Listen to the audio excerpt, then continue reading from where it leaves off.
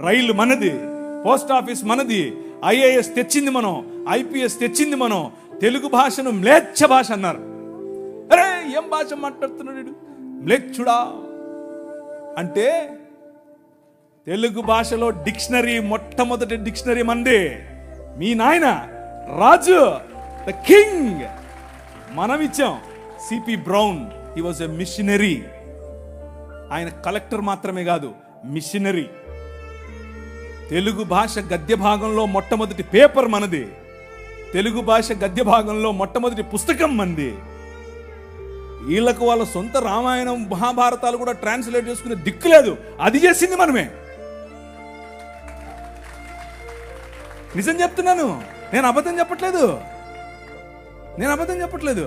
మొట్టమొదటి ట్రాన్స్లేషన్ చేసింది కూడా మనమే. వాళ్ళు అది కూడా చేయరు. ఎందుకంటే విద్య పంచకూడదు. వాళ్ళ రాజ్యం